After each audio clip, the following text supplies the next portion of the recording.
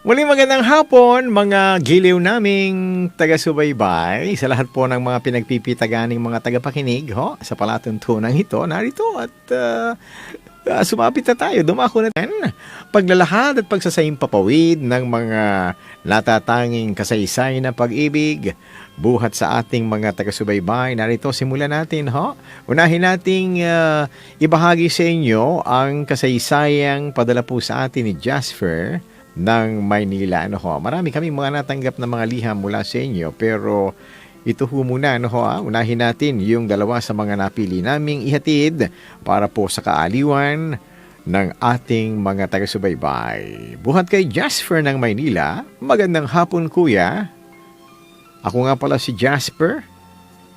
Isa na po akong senior citizen ngayon, pero young at heart pa rin. Kuya, nais kong ikwento sa inyo, dati po akong basketballista. Abay, sa totoo lang, kuya, pangarap ko noon na makapaglaro talaga sa PBA.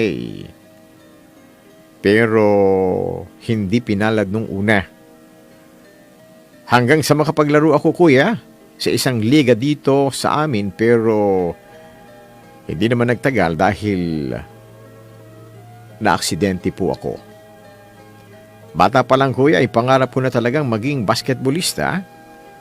Ang magsuot ng jersey, isigaw ang pangalan ng mga manunood, makashoot ng bola sa ring, at ipaghiyawan ng mga fans. Ganon ang pangarap ko, kuya. Sa pag-abot ko sa pangarap kong ito, naging kasama ko ang nobya kong si Ira. Abay, wala siyang asawa, walang maliw sa pagsuporta sa akin. Mata mo at makamit ko lamang ang aking pinapangarap. During my lowest time, si Ira po ang naging liwanag ko. Sa totoo lang, kuya, maraming kumukontra sa aming relasyon ni Ira. Dahil nga sa tingin nila, kapag ka basketballista ka, kulang ang magiging panahon mo sa pamilya, marami kang magiging babae at walang pera. Subalit, kabaliktarin nito ang turing sa akin ni Ira. Kaya't napakaswerte ko talaga sa kanya. Pero siguro kahit gaano kabait si Ira at mapagpasensya, dumating din po sa punto na take for granted ko po siya. Minsan nga, Kuya Larry, ay may mas panahon pa akong mag-try out sa basketball kaysa sa makipag-banding sa kanya. Alam kong napapabayaan ko ang relasyon naming dalawa, pero nananatili si Ira sa pagsuporta sa akin. Nariyan lang siya sa aking tabi at buong puso pa rin niya akong tinatanggap kahit malaki ang pagkukulang ko sa kanya. Hanggang, kuya, dumating nga ang panahon na may nag-offer sa aking maglaro sa PBA. Ay, sino ba namang aayaw? Abay, PBA na yan. Yan ang malaong ko ng pinapangarap na maabot. Yan nga lang, kuya, nang tanggapin ko po yun, lalo akong nawala ng panahon kay Ira. Guilty ho ako. Nawala na talaga akong oras para sa kanya. Pero magkagayon man, kuya, nakasuporta pa rin at inuunawa pa rin ako nitong si Ira. Ituloy na natin ngayon, Pakinggan po ninyo sa kabuuan ang kasaysayang padala ni Jasper ng Maynila. Kuya, totoo lang, may guilty feeling po talaga ako na nawawalan na ako talaga ng oras at panahon kay Ira. Pero magkagayon man, kahit ganun, ay nakasuporta pa rin siya sa akin. Pilit at pilit niya akong inuunawa. Talaga nga yatang ganon. Minsan, kapag ka nandiyan ang taong nagmamahal sa iyo, lalong hindi natin sila na-appreciate, ano ho? Mas pinababayaan natin sila. Kasi dumating sa punto, kuya, na nakipag-break na sa akin si Ira. Lalo na nang marami na ang nakakakilala sa akin. Nilamon na ako ng kasikatan, kuya. Makasarili na akong makasarili, pero iginit ko sa kanyang hindi kami magbe-break.